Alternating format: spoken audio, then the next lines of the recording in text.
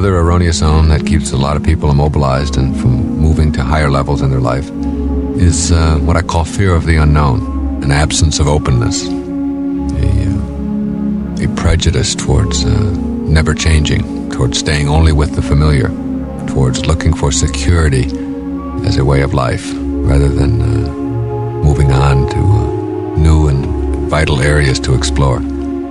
Einstein said the most beautiful thing in all the worlds is the most mysterious. And yet so many people are afraid to break the barriers of convention and wander into the unknown and try new and exciting things for themselves. They stay only with what they've always known and what they've always done in their life. There's a wonderful Zen saying that says, when the student is ready, the teacher will appear. And the teacher can be in any form. The teacher can be another human being. It can be a book. It can be a tape like this. It can be anything at all that might show up in your life.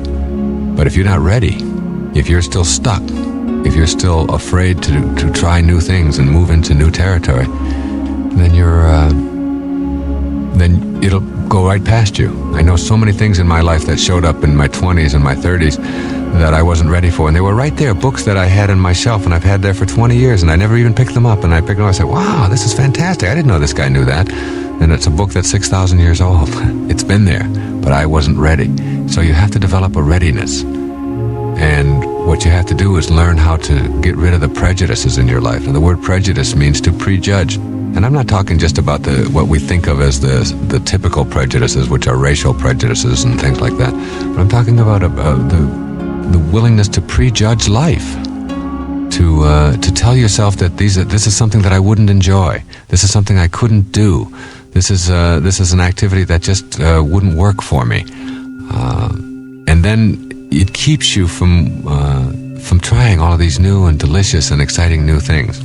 What I'm really advocating here is an openness to new experience.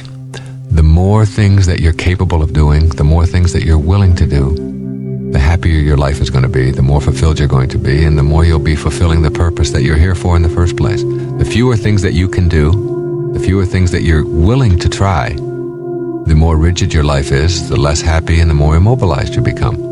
So people who can do a lot of things, who have a lot of options, who when they have a picnic are willing to go out and play a little softball, even if they aren't very good at it. They can even, instead of playing third base, maybe they can be third base, right? So people tag you on their way home. But they're at least willing to get out there and try it and do something, versus the person who sits around and tells themselves that this is just something I can't do. Now, if this doesn't immobilize you and doesn't bother you, then it's not an erroneous zone, but it almost always does. It's a very restrictive kind of thing.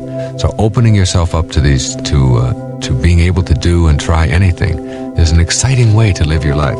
There's a thing called security that a lot of people use to keep themselves tied into the known and the familiar. And they really have this belief that there's security, that if you do things a certain way and follow the rules that have been prescribed for you and laid down for you from the time that you were a little child, that you'll have security if you save a certain amount of your money and if you go to work a lot and you do. And the fact is that there is no such thing as security. There's only one kind of security in the world, and that's inner security.